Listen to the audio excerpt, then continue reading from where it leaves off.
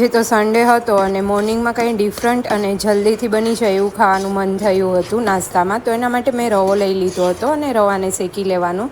શેકાઈ જાય પછી એક પ્લેટમાં ટ્રાન્સફર કરી લઈશું. બીજી સાઈડ પાણી ગરમ કરવા માટે રાખી દીધું હતું, 2 ગણું રાખવાનું જેટલો રવો લ્યો એનાથી. અને હવે એક પેન લઈ લઈશું, એમાં તેલ એડ કરી દઈશું, એમાં રાઈ એડ કરી દઈશું. રાઈ ક્રેકર થાય એટલે અડદની દાળ, ચણાની દાળ, લીમડાના પાન અને સિંગદાણા એડ કરી દઈશું. બધું પ્રોપરલી સોતે કરી લેશું, થોડો એવો પિંક કલર આવે ત્યાં સુધી. પછી તમારી પાસે જે બી વેજીટેબલ હોય એ એડ કરી શકો. ડુંગળી, ટમેટું, ગાજર, કેપ્સિકમ અને તીખી મરચી મેં અત્યારે લઈ લીધી છે. વટાણા બી લઈ શકો. એ બધું એડ કરી દઈશું. હિંગ એડ કરી દઈશું, પિંચ ઓફ, અને સોલ્ટ એડ કરી દઈશું એઝ પર ધ ટેસ્ટ. થોડી વાર માટે કૂક થવા દઈશું. વેજીટેબલ પ્રોપર કૂક થઈ જાય એટલે રવો એડ કરી દઈશું. પછી રવાને બી કૂક કરી લઈશું થોડી વાર માટે. સોલ્ટ એડ કરી દઈશું એઝ પર ધ ટેસ્ટ. પહેલાં બી એડ કર્યું હતું એ પ્રમાણે એડ કરવાનું રહેશે. ફાઇનલી ગરમ પાણી એડ કરી દઈશું અને થોડી વાર માટે કૂક થવા દઈશું.